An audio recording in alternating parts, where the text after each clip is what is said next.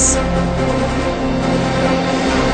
Hello and welcome to this edition of Biz Asia on CCTV News. I'm Kimberly Harper in Beijing with the latest business and financial news from around the region.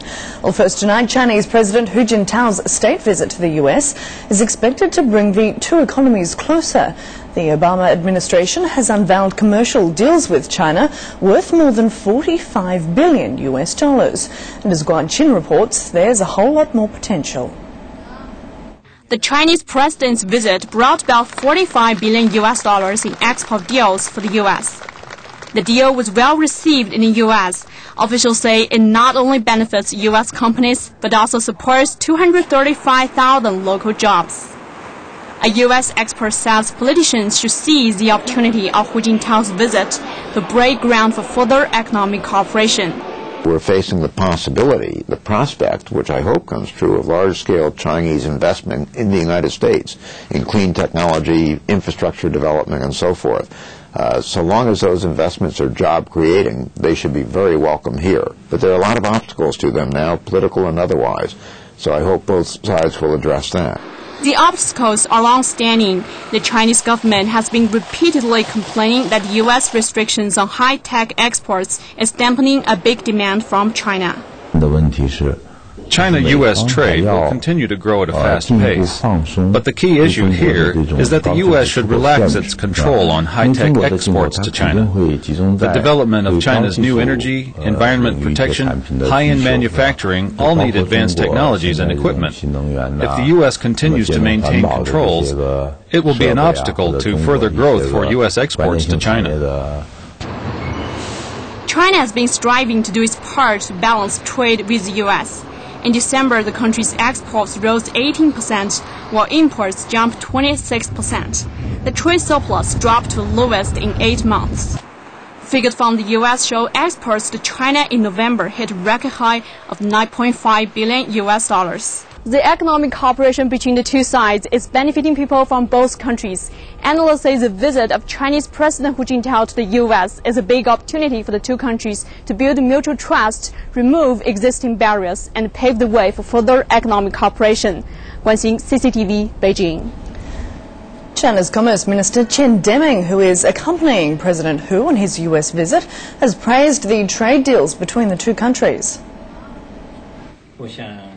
The U.S. and China's large-scale cooperation at the beginning of the new year highlights the great importance of trade relations between the two countries. Chen also denied the trade imbalance between China and the U.S. has anything to do with the yuan's exchange rate. He also says the two countries should work on clearing trade barriers and urged the U.S. to roll out more favourable policies to boost Sino-U.S. trade, which he says would also benefit U.S. businesses.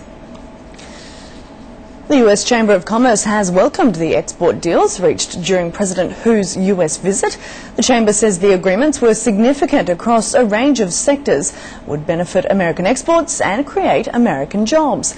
It also said if the U.S. is going to double its exports, they have to start by expanding their presence in China, one of the fastest growing regions in the world.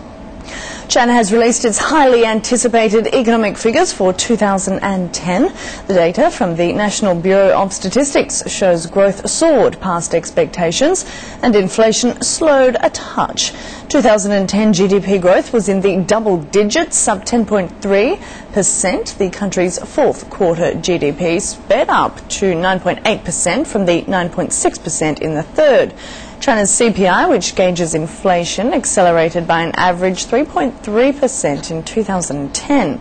The country's December CPI rose by 4.6% year-on-year, showing a slackening of price pressures from November's 18-month high. Food price data shows vegetables and meat in particular are more expensive than a year ago. China's Producer Price Index, or PPI, rose 5.9% in December. China's fixed asset investment also grew rapidly in 2010.